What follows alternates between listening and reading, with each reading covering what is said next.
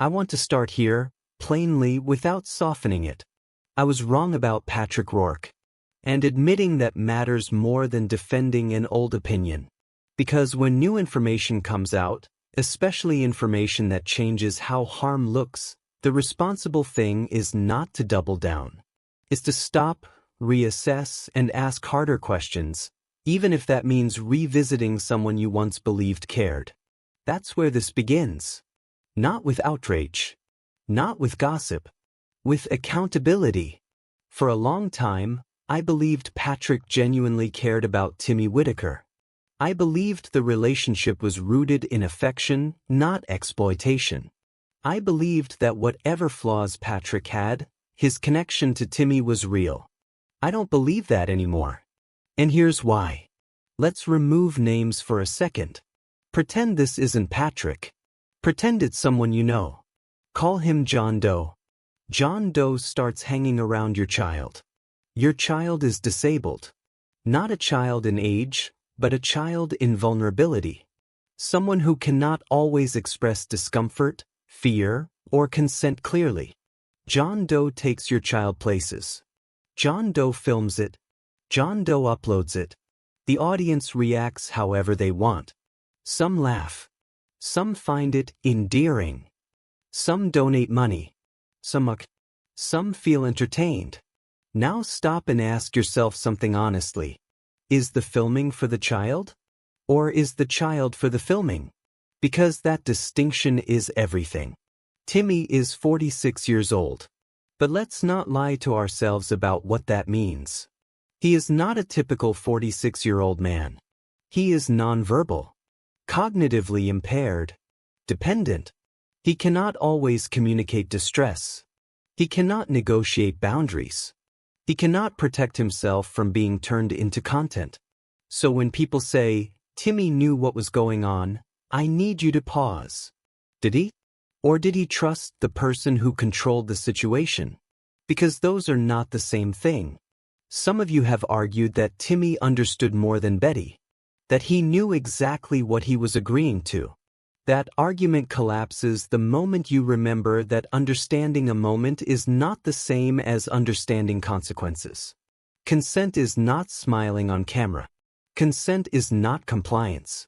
Consent is understanding, and Timmy cannot legally give it. Let's talk about the water incident. When Patrick sprayed Timmy with water, not lightly, not playfully, but with force, ask yourself something you would ask if this were your own disabled family member. Would you be okay with that? Would you accept that as harmless fun if your child could not clearly say stop? And before anyone says, Timmy laughed, understand this. Laughter is not consent. Nervous laughter, conditioned compliance, or learned performance are not proof of comfort. They are proof of adaptation. Now let's talk about patterns. Because character doesn't reveal itself in one moment. It reveals itself in repetition. When Patrick wanted something from people, attention, money, loyalty, his tone was soft, charming, grateful, engaging. When people stopped giving him what he wanted, we know how he responded. Some of you learned this directly. When you questioned him, when you pushed back, when you asked for clarity. His language turned sharp, insulting, degrading. One of his favorite words begins with a C and ends with a T.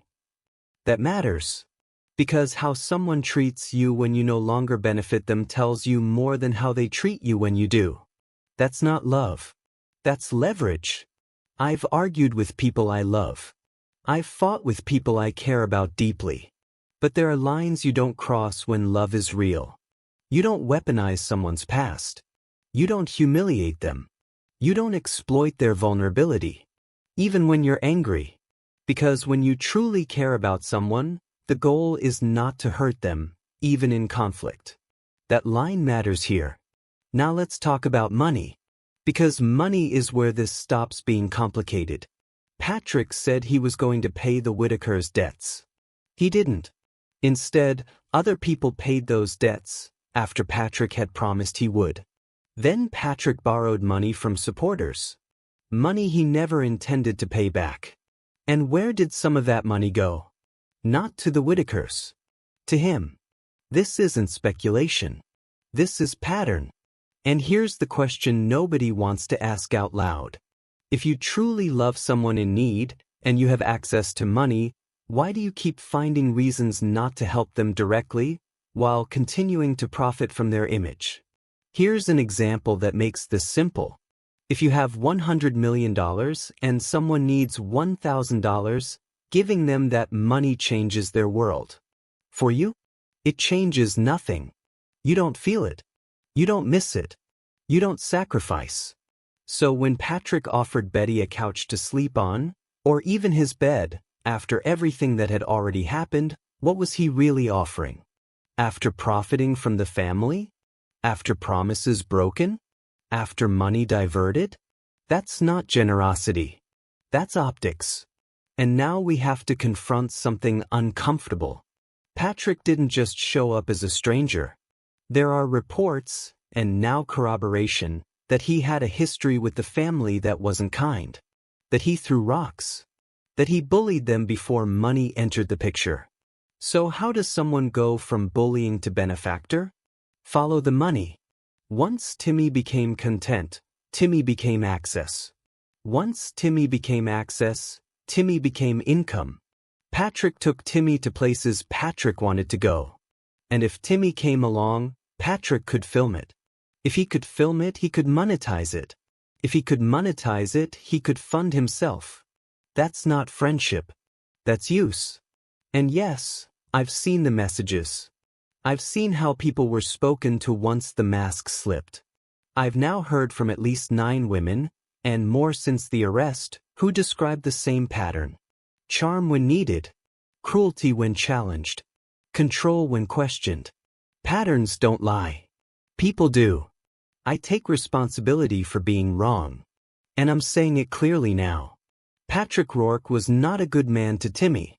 Charming? Entertaining? Maybe. But love does not look like this. At what point does help become use? This is where the conversation gets uncomfortable, because it forces us to stop pretending exploitation always looks cruel. Sometimes it looks friendly. Sometimes it looks fun. Sometimes it looks like bonding. And sometimes it looks like a brand. The moment Timmy stopped being a person in a private family and became a recurring character online, something fundamental changed. Not emotionally. Structurally. Because once someone becomes content, their dignity is no longer the organizing principle. Engagement is. Let's talk about that shift. When people hear the phrase, Timmy time, many think of it as harmless. A nickname. A series. A moment of joy in an otherwise hard life. But branding is never neutral. The moment a human being becomes a named segment, a repeatable format, a recognizable hook, the incentive changes. The question stops being what does this person need today and becomes what will people watch today. And when the person at the center of that content is nonverbal, cognitively impaired, and dependent, the risk multiplies. Because Timmy cannot renegotiate his role. He cannot say, I don't want to be filmed today. He cannot say, that made me uncomfortable. He cannot say, I don't want to be seen like this. What he can do is comply. And compliance is not consent. Here's the test I want you to run, not with Patrick's name, not with Timmy's name, but with your own life.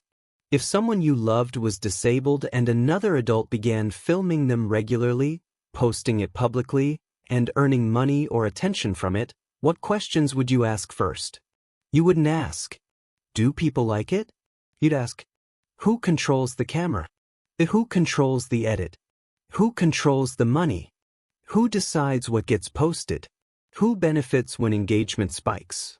Because control is where exploitation hides. Now let's address the argument that keeps coming up. But Timmy enjoyed it. That statement is emotionally persuasive and legally meaningless. Enjoyment does not equal understanding. Enjoyment does not equal informed agreement. Enjoyment does not equal consent. Children enjoy candy. That doesn't mean they understand nutrition. Patients may enjoy attention. That doesn't mean they understand consequences. And Timmy is legally treated closer to those categories than to an independent adult, not as an insult, but as a recognition of reality. So the standard is higher. It has to be. The water incident is not about water. It's about power. When Patrick sprayed Timmy with water at force, the question isn't whether Timmy laughed, flinched, or smiled. The question is this: would Timmy have been allowed to say no, and have that no respected? Because if the answer is unclear, then the act is no longer harmless. It becomes a performance imposed on someone who cannot meaningfully refuse. That's the line. Now let's talk about money again, because money doesn't lie. Patrick said he was going to pay the Whittakers' debts. He didn't. Instead, others paid them after being told Patrick would handle it. That matters, because promises are part of trust building. When you promise care and don't deliver, but still benefit from the image of being a caretaker, that's not failure. That's misrepresentation. Then there's the borrowing. Patrick borrowed money from supporters. Money that, according to multiple accounts, he never intended to pay back. And the justification was always the same shape: helping the family. But when you look at where the money went, it didn't consistently land with the family. It landed with him. This is where the illusion breaks. Because love does not route help through yourself when direct help is possible. Love does not insert itself as a middleman unless control is part of the benefit. Think about this practically. If Patrick had access to people willing to donate, he could have set up transparent systems. Direct payments to utility companies. Receipts posted publicly. Third-party oversight. No personal control of funds. That would have protected everyone. But that's not what happened. Instead, money flowed through him. And wherever money flows, power follows. Now let's talk about the argument that Patrick gave things to the family. Offering Betty a couch. Offering a bed. Offering temporary comfort. After profiting from their image. After failing to deliver on promises. After others paid debts he said he would cover. That's not generosity. That's optics management. And optics are essential when your income depends on appearing benevolent. There's another detail people gloss over. Patrick didn't just take Timmy places. He took Timmy to places Patrick wanted to go. If Timmy came along, Patrick could film. If Patrick could film, he could monetize.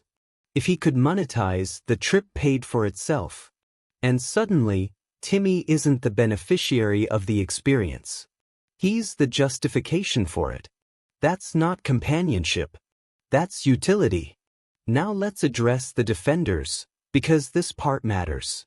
There are women who still support Patrick, even after the arrest, even after the patterns, even after the stories coming out.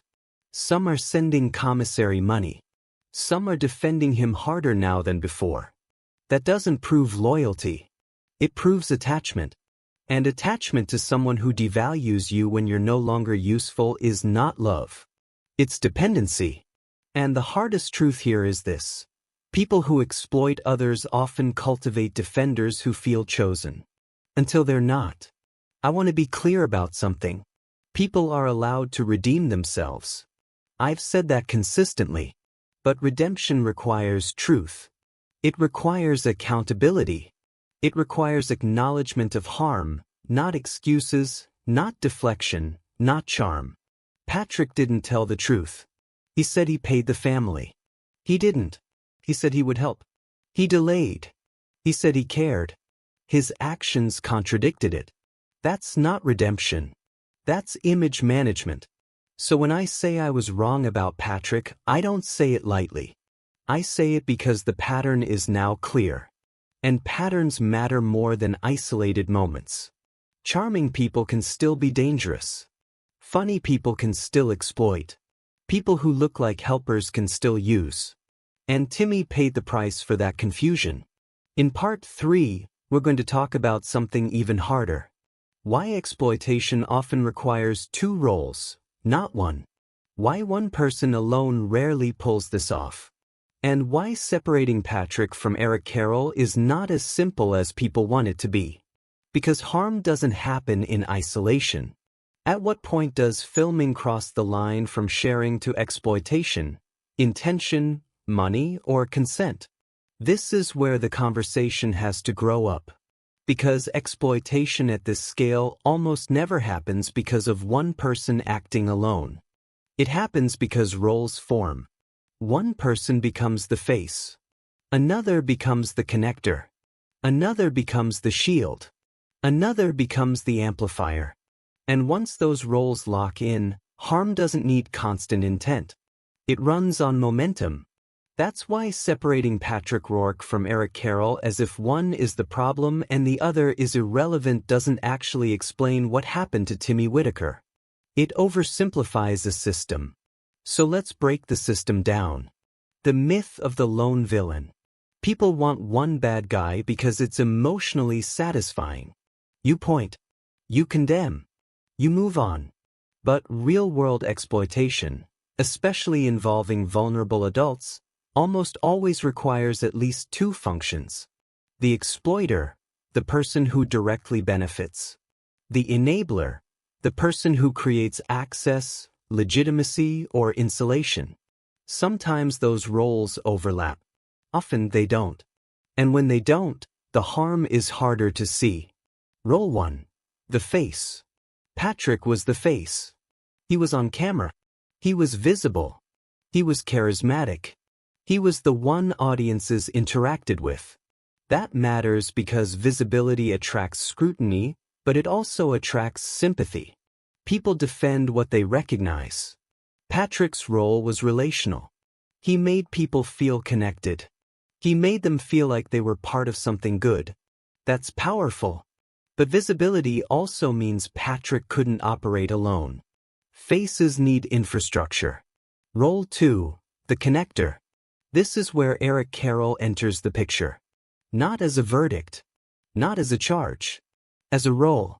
The connector is the person who manages access, moves between worlds, translates situations, smooths friction, creates distance between the vulnerable and outsiders. The connector doesn't need to be on camera constantly. In fact, the connector is most effective when they aren't. Because distance creates deniability. Why connectors matter more than people think. If Patrick was filming Timmy, someone had to enable that access, normalize it, keep family concerns from stopping it, keep the system from stepping in too early. That doesn't require malicious intent. It requires position. Connectors often see themselves as helpers, mediators, problem solvers. But when boundaries are weak, mediation becomes control. And when control becomes routine, no one stops to ask who authorized it. The two-person pattern. Here's the pattern that shows up again and again in exploitation cases. One person monetizes. Another person manages the environment that allows monetization to continue. One without the other struggles. Together, the system works. That's why focusing on Patrick alone doesn't explain how Timmy's life became content. And focusing on Eric alone doesn't explain where the money went. It's the interaction that matters. The comfort of delegation. Here's something uncomfortable but important. Families under stress often accept help that comes with conditions they don't fully understand. When someone says, "I'll handle it. I've got this. Don't worry, I'll deal with them," that can feel like relief, especially when you're overwhelmed, you're isolated, your family member is disabled. Tension is overwhelming. Delegation feels like support, until you realize you've delegated authority. And once authority is delegated informally, it's almost impossible to pull back. How Timmy got trapped in the middle. Timmy was never positioned to protect himself in this system. He couldn't negotiate filming, understand monetization, control schedules, object to being taken places, refuse participation safely. So the system formed around him. People made decisions about him. People spoke for him. People earned through him. And when a nonverbal adult becomes the center of a system like that, the risk is not theoretical. It's guaranteed. The illusion of, but someone had to do something. This is the defense that keeps surfacing. If Patrick didn't help, who would? If Eric didn't step in, what would happen? The family needed someone. That argument assumes only two options: exploitation, abandonment. That's a false binary. There were other options: documented guardianship, third-party oversight, transparent fundraising, agency involvement without intermediaries, boundaries around filming. Those options don't feel heroic. They feel boring, which is why they're often ignored. When helping becomes indispensable, one of the most dangerous moments in any caregiving situation is when a helper becomes indispensable. When people say, "We couldn't do this without him. He's the only one who understands. Everything falls apart if he leaves." That's not stability. That's dependency. And dependency is the soil exploitation grows in. The emotional shield. Here's another role that often goes unnoticed. The emotional shield. This is the narrative that says, he means well. He's flawed but good. He's trying. That shield doesn't come from facts. It comes from feelings. And feelings are powerful enough to delay intervention, especially when the person behind the shield is charismatic. Why accountability feels like betrayal. For some supporters, questioning Patrick or Eric feels like betrayal. Because they didn't just support a person. They supported a story. A story where they were helpers too. Where their donations mattered. Where they were part of something good. When that story cracks, people defend it, even against evidence. Not because they're bad. Because losing the story hurts. The overlap that can't be ignored. Here's the part people keep avoiding. Even if Patrick exploited Timmy directly, even if Eric believed he was helping, even if intentions differed, the outcome still matters. Timmy was used. Money flowed. Consent was absent. Control increased. Family lost access. A vulnerable adult became a product. Systems are judged by outcomes, not intentions. Why this isn't about picking sides. This isn't about saying, Patrick bad, Eric good. Or, Eric bad, Patrick worse. That framing misses the point. The point is this. No system that turns a disabled adult into monetized content without legal consent can be considered ethical, regardless of who played which role. That's the line. The hardest truth. Exploitation often looks like cooperation. It looks like teamwork. It looks like shared goals. It looks like everyone doing their part. Until you realize the person at the center never agreed. And couldn't. Timmy didn't consent. The family didn't consent. The system filled the gap with assumption. And assumption is where harm lives. If Patrick was wrong, and many now accept that, why are some people still defending the structure that allowed it to happen? Because that answer explains why this keeps happening, not just here, but everywhere. Is exploitation about bad people, or bad systems that reward the wrong behavior? This is the part people don't like, because it turns the mirror around. By now, a lot of people are willing to say they were wrong about Patrick Rourke. They see the pattern. They see the money. They see how Timmy Whittaker was turned into content. But here's the contradiction that keeps the damage alive. Many of those same people still defend the structure that made it possible. They'll say, Patrick was bad, but the rest was necessary. Eric was just trying to help. Someone had to manage things. Without them, the family would have had nothing. And that's where the real problem is.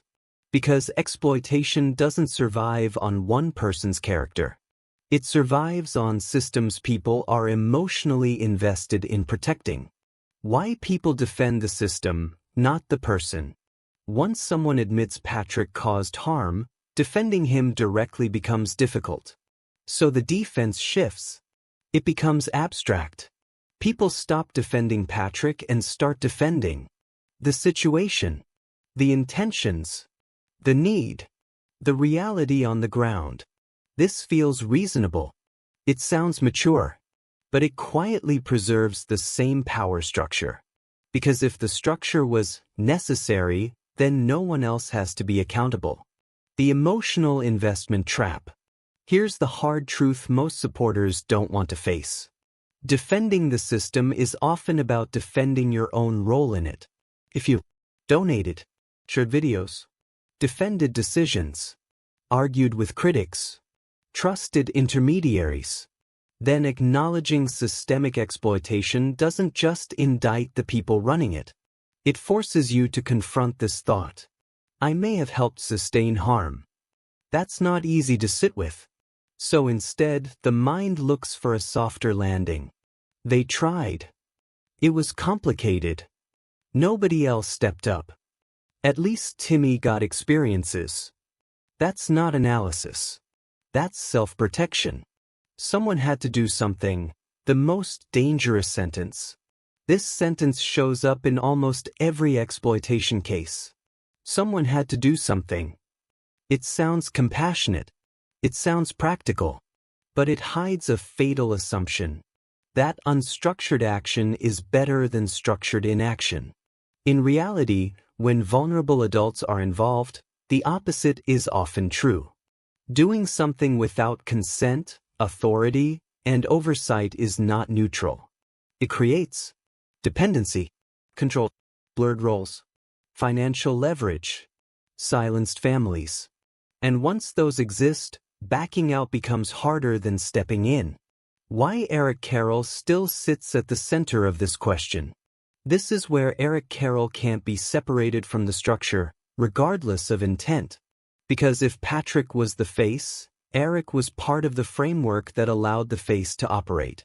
That doesn't mean Eric masterminded exploitation. It doesn't mean he committed a crime. But it does mean this question cannot be avoided.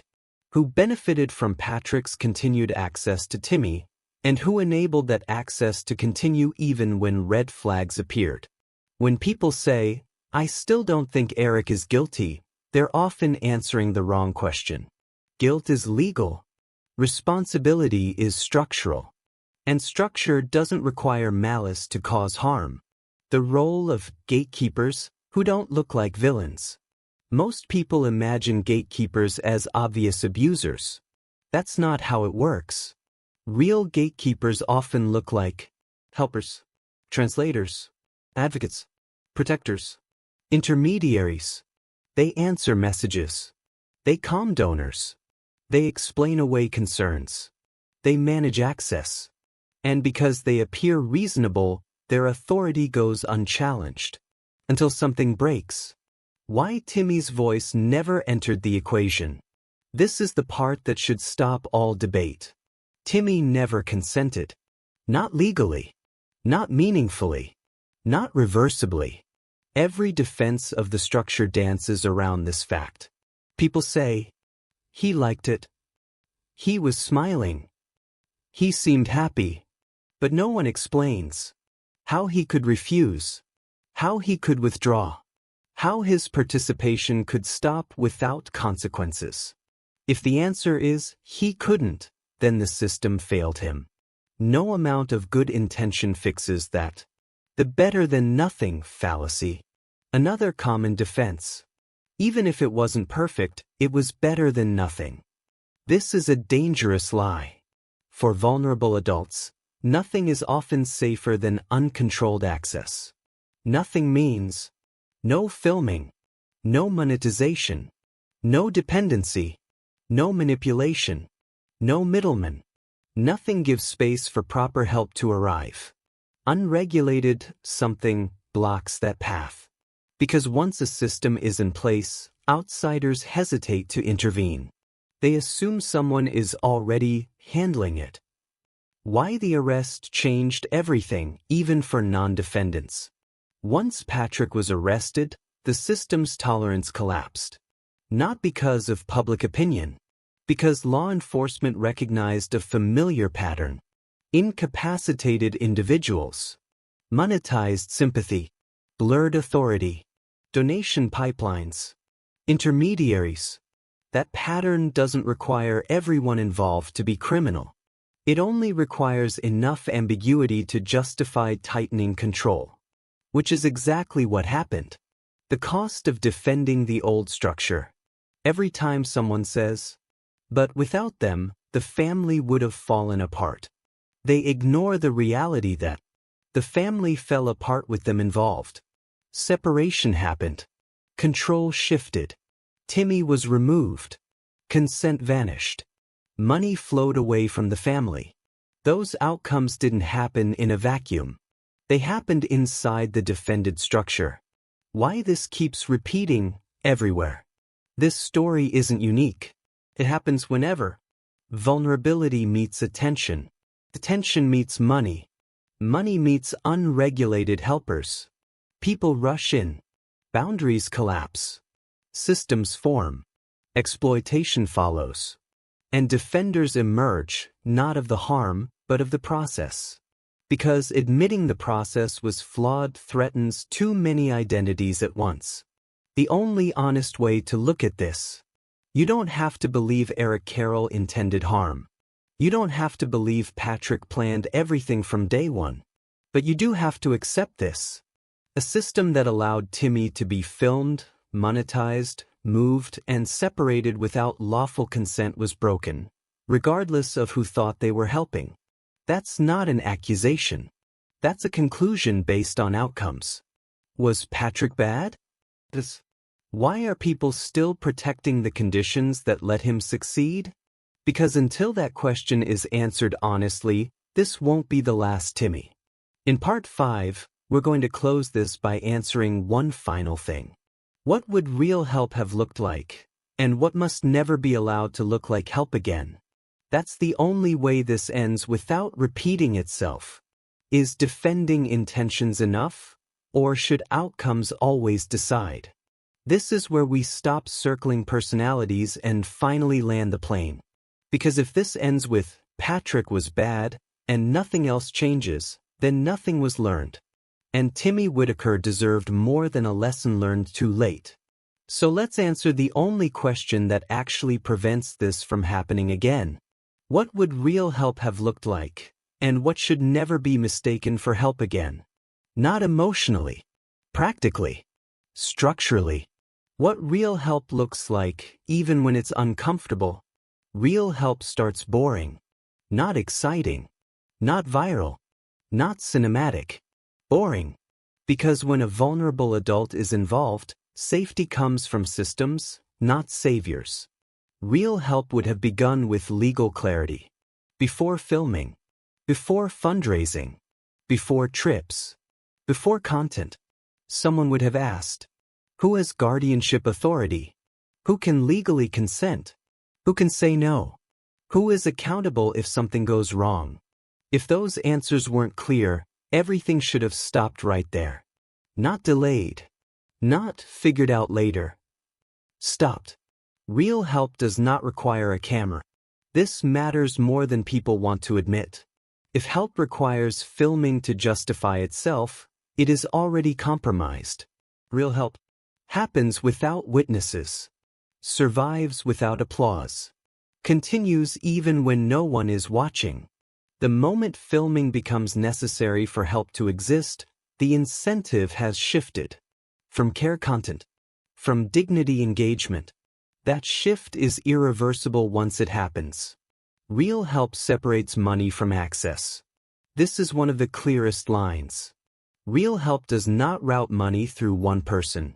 Ever. It uses third-party oversight, direct bill payments, transparent accounting, receipts anyone can audit. Because money is power, and power concentrated around a vulnerable person is always dangerous, even when intentions are good. If someone says, I'll handle the money, That's not help. That's control waiting to happen. Real help protects family bonds, not replaces them. One of the most damaging things that happened in this situation was family displacement. Real help strengthens families. It doesn't sideline them. It doesn't speak over them. It doesn't decide they're inconvenient. Even when families are poor. Even when families are chaotic. Even when families are imperfect. Unless a court says otherwise, family involvement is a safeguard, not an obstacle. When a helper becomes the primary voice and the family becomes background noise, the situation is already unsafe. Real help never makes someone indispensable. This is a critical test. If everything falls apart without one person, that person has too much power. Real help builds redundancy, multiple caregivers, shared responsibility, documented roles, clear exits, so that if one person leaves, nothing collapses. When someone becomes the only one who understands, the system has failed. That's not devotion. That's dependency. Real help accepts oversight without offense. People who are truly helping don't fear oversight. They welcome it. Because oversight protects the vulnerable, protects the helper, prevents misunderstandings, stops rumors before they grow. When someone resists oversight, frames it as mistrust, or treats questions as attacks, that's a warning sign. Not of guilt, of misplaced ownership. What must never be confused for help again. Now let's be blunt. Here is what must never again be defended as help. Filming a disabled adult for engagement. Turning vulnerability into a recurring segment. Routing donations through personal accounts. Promising aid and delivering excuses. Speaking for someone who cannot speak. Removing someone from family without lawful consent. Calling control, protection, after the fact. None of that becomes okay because someone is charming. None of it becomes okay because people donated. None of it becomes okay because something had to be done. Why this isn't about punishment.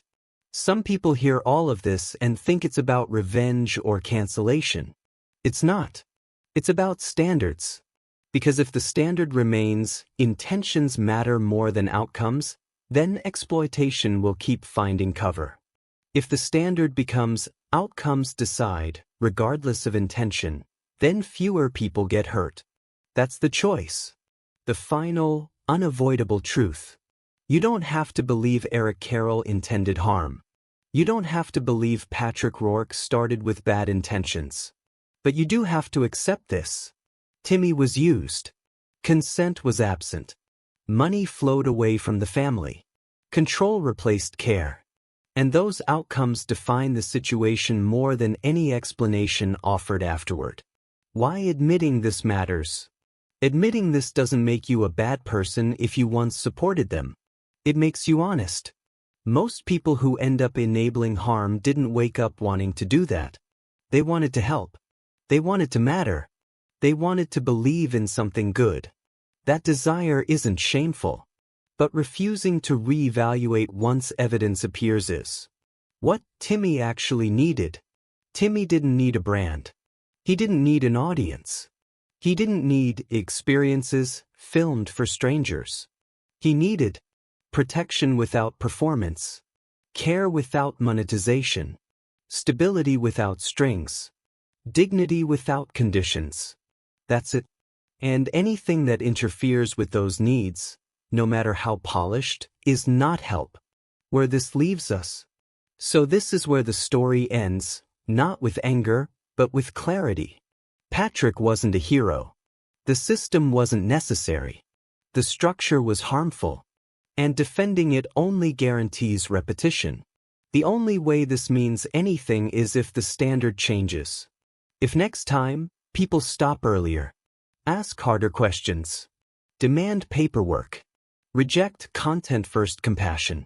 Because vulnerable people don't get second chances the way narratives do. What should matter more, intentions or outcomes? Thank you for watching this video.